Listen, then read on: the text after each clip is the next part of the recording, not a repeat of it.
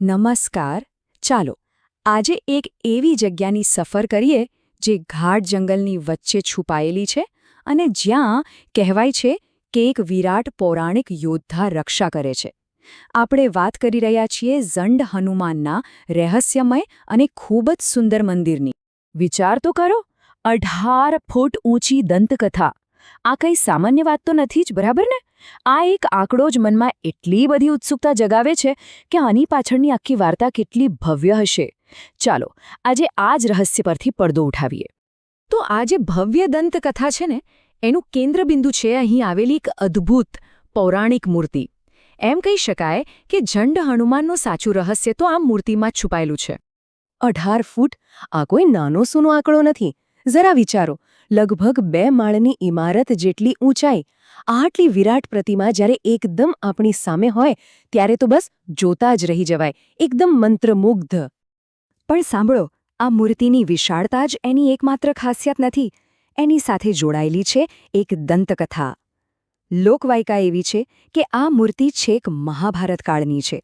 અને એટલું જ નહીં, કહેવાય છે કે પાંડુપુત્ર ભીમે પોતે એની સ્થાપના કરી હતી. હવે આ વાત જ આ જગ્યાના આધ્યાત્મિક મહત્વને ક્યાંય ઊંચું લઈ જાય છે. તો સવાલ એ થાય કે મહાભારત કાળની આટલી મોટી ધરોહર, આટલી વિરાટ મૂર્તિ આજે છે ક્યાં? વેલ, એ કોઈ મોટા શહેરમાં નથી, પણ પ્રકૃતિની ગોદમાં એકદમ સંતાયેલું એક રત્ન છે. ચાલો આપણે સાથે મળીને એનું સરનામું શોધીએ. હા, શહેરના ઘોંઘાટ અને ભાગદોડથી માઇલો દૂર આ મંદિર ગુજરાતના જાંબુઘોડા અભયારણ્યની લીલીછમ ચાદર ઓઢીને એકદમ શાંતિથી બિરાજે છે.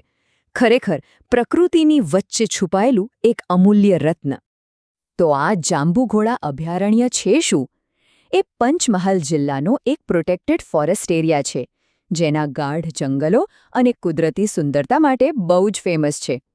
અને આ જ જંગલ મંદિરને એક અનોખું, એકદમ શાંત અને મનને ગમી જાય એવું વાતાવરણ આપે છે.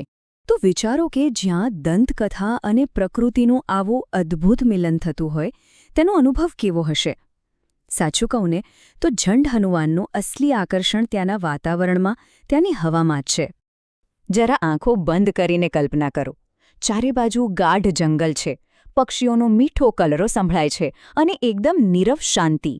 પ્રકૃતિને પ્રેમ કરનારાઓ માટે તો આ જગ્યા જાણે સ્વર્ગ છે. અને હા, જો ચોમાસામાં જવાનો મોકો મળે ને તો વાત જ શું પૂછવી. ચારે બાજુ લીલોતરી અને વાદળોથી ઘેરાયેલું દૃશ્ય. આ એવો અનુભવ છે જે જિંદગીભર યાદ રહી જશે. કેમ, આ બધું સાંભળીને ત્યાં જવાનું મન થઈ ગયું ને? તો ચાલો, જો ત્યાં જવાનો પ્લાન બને તો એને સરળ બનાવવા માટે કેટલીક જરૂરી માહિતી પણ જોઈ લઈએ. મંદિર દર્શન માટે મોટાભાગે આખો દિવસ ખુલ્લું જ હોય છે. પણ એક વાત ખાસ ધ્યાનમાં રાખવા જેવી છે. રવિવારે મંદિર થોડું વહેલું બંધ થઈ જાય છે, એટલે કે સાંજે 5 વાગે. તો જો વીકેન્ડમાં જઈ રહ્યા હો તો સમયનું થોડું ધ્યાન રાખવું. અને સૌથી અગત્યની વાત, ત્યાં પહોંચવું કઈ રીતે? તો આ રહ્યું એનું ચોક્કસ સરનામું. અને બસ તમારા મેપ્સમાં નાખી દો અને તમે સીધા જ પ્રકૃતિની ગોદમાં આવેલા આ પવિત્ર સ્થળે પહોંચી જશો. અને જુઓ, આ અદ્ભુત અનુભવની વાત ખાલી અમે જ નથી કરતા.